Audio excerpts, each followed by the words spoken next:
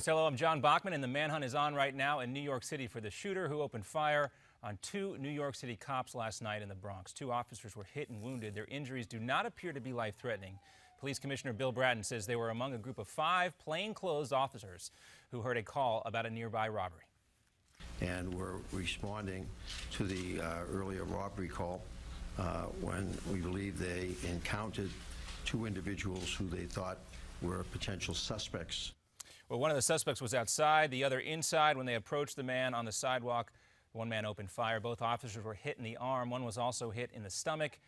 The other grazed in the chest. The suspect got away by stealing a car. Now, back at work today for the new Congress, the new GOP majority in the Senate, and a new agenda. House Speaker John Boehner laying out what he wants to get done, including votes on the Keystone Pipeline and Obamacare. But he's facing a challenge for his position from several conservative members of his own party. Now, on the other side of Capitol Hill, Senator Mitch McConnell is becoming the new majority leader there. The new Congress will convene officially at noon. Meanwhile, in Virginia, former Governor Bob McDonnell is due in a federal court for sentencing today after being convicted on nearly a dozen counts of corruption. Prosecutors want a sentence of at least a decade. He and his wife, Maureen, were both convicted of promoting a business in exchange for over $100,000 in gifts and loans. And in New York later this morning, former Governor Mario Cuomo will be laid to rest. Vice President Joe Biden led the mourners at a wake yesterday in Manhattan for Cuomo. The White House today is sending Attorney General Eric Holder to the funeral. Also, former President Bill Clinton will be there as well. Cuomo died last week. He was 82 years old. And bad weather continues to get in the way of search crews trying to find downed Air Asia Flight 8501. More than 3 dozen bodies have been recovered, but large parts of the plane are still missing.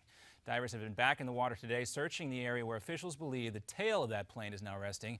So far, though, no sign of those critical black boxes. And celebrations in Florida for some, and especially, though, for same-sex couples. As of midnight, gay marriage was legal in all of Florida's 67 counties. One Miami judge didn't even want to wait that long, presiding over a handful of same-sex marriages yesterday afternoon. 70% of Americans now live in places where gay marriage is, in fact, legal. And the son of a hedge fund founder, shot to death in his Manhattan apartment, is now facing murder charges. Police say Thomas Gilbert Jr. shot and killed his father in an argument over his allowance. Thomas Gilbert Sr. wanted to cut his son's spending money by about $200 a month. Investigators say the son tried to make it look like a suicide.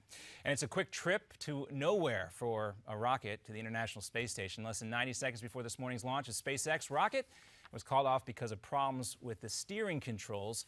It's supposed to deliver much-needed supplies to the International Space Station. They're going to try it again on Friday. We're back with another update in 30 minutes.